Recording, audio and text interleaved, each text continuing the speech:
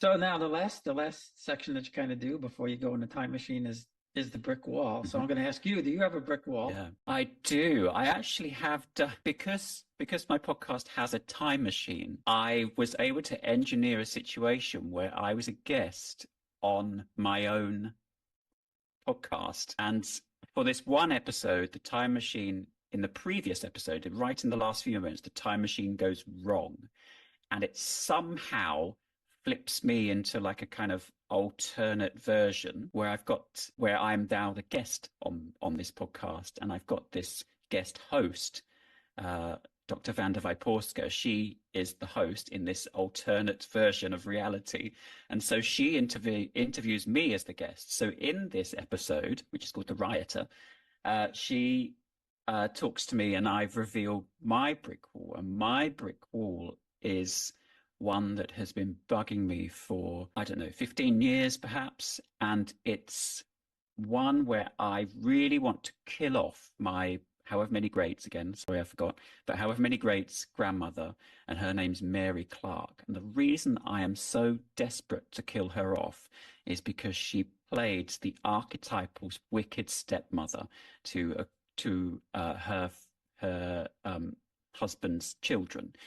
And there's lots of very long court reports where these children, who were only kind of 7 and 8, about that kind of age, they're standing up in court, undoubtedly with her in the room as well, and giving evidence to say just how she was physically abusive to them. So how she would push them to the floor, and how she would not give them food, and how her children would be treated well, and these would be the children that she had with their father. So she was his second wife.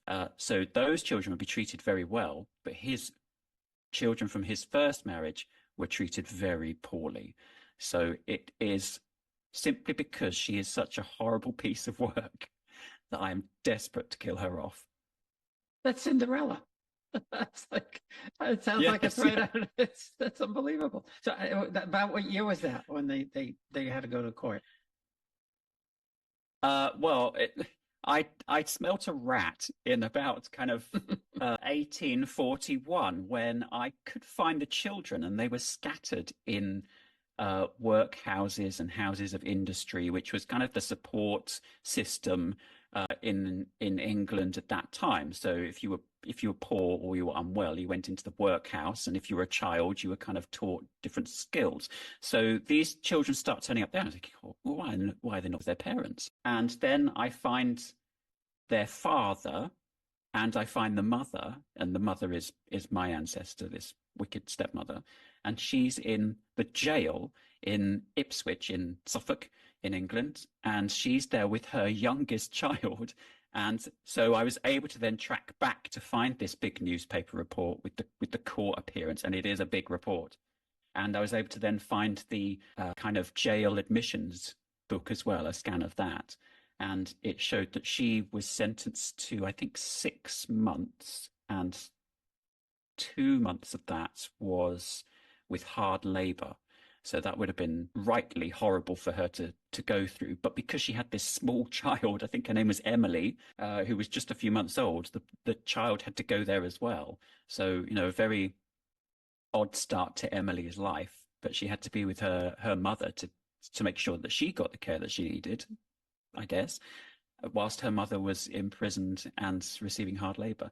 The father, who was guilty too for neglect, he was going to prison for, I think, only about 2 months, and like 1 month of that was hard labor. So he, despite being the father and him being found guilty of neglect, he got off rather lightly, really. Yeah, I find that fascinating because you don't think about that happening, almost 200 years ago, that they put people in jail No. for things like that.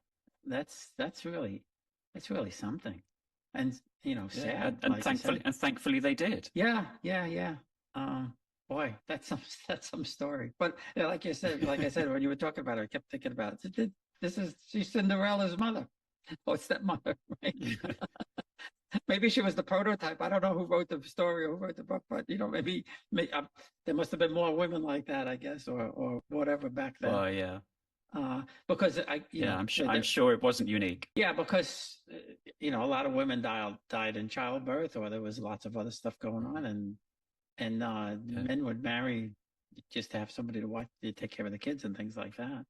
Um, so yeah, and it kind of gets exposed because the villagers where they lived, they kept seeing the children from this first marriage around the village in rags, and I think one of them in the court describes them as kind of living skeletons, and they would see them around the village in all weather. So they approached them and asked them what was wrong, and so these girls very bravely told them what was wrong, and obviously then had to go through the court and recount it all. But yeah, I mean, she rightly went to prison, absolutely, and that's why I'm desperate to kill her off, because she's just a nasty bit of work. I'm not proud of her at all.